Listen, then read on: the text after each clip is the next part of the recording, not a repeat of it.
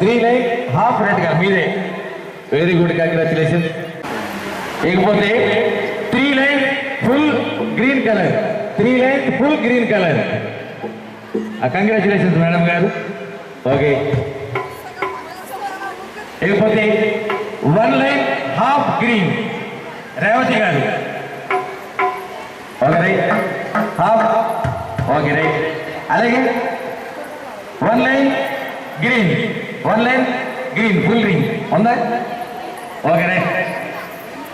ఏమన్నా గారు